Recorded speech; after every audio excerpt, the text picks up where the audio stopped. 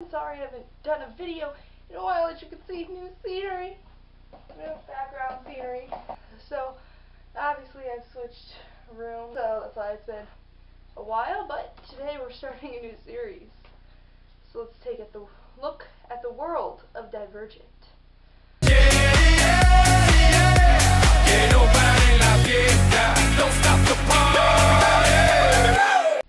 wrapping up the Divergent series by looking at their world, and I think I'm going to start this series. I'm just going to randomly, take a book, look at the world and that it's in, and see, like, is this world believable? Is it possible? Is it way out there? Like, it would never happen. Is what parts of it are good? What parts of it are bad? And that's what we're going to look at this one. And it's especially interesting because with dystopian novels, you got to look at, could this happen? That's kind of the main point that I'm going to try to figure out. Could this book happen? I don't know if it could. I really don't. So that's this little series I'm going to start with, and we're starting with Divergent. So Divergent, it's set in the future. It's set in futuristic America. So that's got to be interesting. With being futuristic America, and I have this one because this is where you will find out everything about them. And it's really that they are placed into these factions because they had genetic malfunctions or something. Like the government messed with their genetics, and that is why there are the factions. They're trying to get them back to normal. They can choose to switch if they want, and if they switch, that means that they've developed another trait. So yeah, now is it believable? I'm not sure. Genetic modification is not real big right now, so maybe it could happen, but it didn't seem like this was taking place in the way, way, way future. Seems like more now, now more, maybe 50 years from now or something, 50, 100 years. This one, and the fact that it's the idea of genetically modifying someone's DNA to force them to be like something else, that seems a little further out there than 100 years or so. So, is it believable? Yes, but not in the sense that it's saying it's going to happen soon. It's saying that this happens soon because I don't really see much evidence that it's 300 years ago. No. No, I mean, America came far in 300 years because it's still a very young country, but still, no.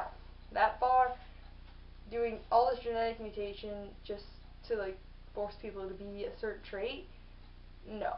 Now, the idea of placing them into factions, I could actually see that happening. I could see that because people do that all the time. You have your cliques in school.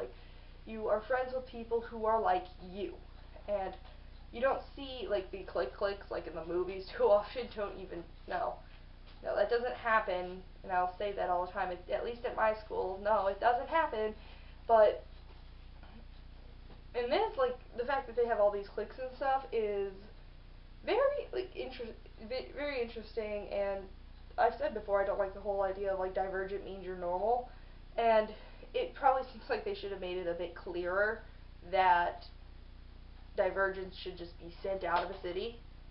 That would actually be an interesting plot. I don't want to leave my family. I can't leave my family for Trish, being like that. She has that dilemma. She can't leave her family in the city alone because they have to send her out. And if they find out she's a that would have made a very interesting plot actually. If they had just done that and then you find out what it all really is, that would have made it that would have made it really interesting, I think. And you can still have the war with Divergence, but the world of Divergent possibly could happen in the far off future. That'd be really funny if in the far off future this happened and they were like, hang on, I got the solution. Factions. Let's do this. Put them in cities. Because they said that there were a lot of these cities, just scattered all over. So that is the world of Divergent, and like I said, maybe, but for this book, it's saying that it would happen really soon. So that's where I'm not really. Not really, people. Not really. And that's pretty much it. It is a pretty believable setting. There's not too many things in there where I'm that makes no sense. That's kind of dumb. like having them, again, why didn't they just tell them, if you find a Divergent, you just send them out, and that's all you do? Why not just tell them that? Why not? Why, that would have made, that still would have made an interesting plot. Still would have, like, you still could have your conflict of the war, but I don't know. That's one part that I don't understand, and in this world, like, the technology in this world does seem like we're pretty close to, because I could see somebody coming up with like a truth serum in some time in the future. I think there's like a form of that already, maybe. I don't know, don't quote me on that, but that's the world of Divergent. I could believe it would happen, like genetically modifying people definitely could happen. Not sure if it's going to be as close as the book makes you believe, but it could still happen. So that is the world of Divergent. So tell me, what do you think? What do you think of me reviewing the worlds? Like, just the world in general. Could it happen? Is it real? Like, what's believable about this world? Tell me what you think of this. That wraps up Divergent for you, because like I said, after you pass the two main characters, everyone else has a purpose, and once you say their purpose, that defines their entire character. So that is the world of Divergent. I like this series. I think I'm going to continue it. So the next series that I'm going to start with is Yu-Gi-Oh! Now, you might be going, but that's a TV show. No, I'm holding the manga right here. Yes, it's a manga. Mangas are actually really fun, because not a lot of words. You got some pictures going. You get to confuse everybody. You can confuse everyone in class, on the train. You're just like reading, because you read these things backwards. You can confuse everyone unless they know what a manga is. So I'm going to be doing this one, and yes, it is a TV show too, so we're going to talk a little bit about that, but actually the book and the TV shows line up really, really closely. So this is the next series I'm going to be doing, and I think I'll continue with my Worlds review, and the next World I will review will, of course, be Percy Jackson, right after I talk about the Crown of Polarium, I think. I want to say it's that.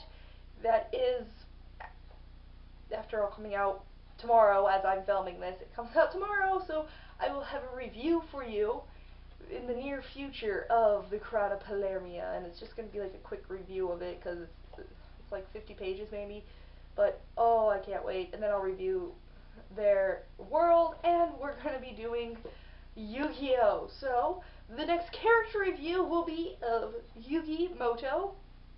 That's not Yugi, actually, so little hint at that. That is Yugi, but it's not Yugi. It's weird. Good series. And the next world review will be for Percy Jackson, and I'll see you soon for the Crown of Polarium review. Lots to do, lots going on in the month of April, and it's finally warm again. Well, it's getting there. I mean, I'm still in a sweatshirt, but I don't need like a coat to go outside now. So, yes. So enjoy the springtime while it lasts, especially if you're in any area that still is going to get snow, because at this rate, the weather is just way too unpredictable. So enjoy that, and thanks for watching. Bye!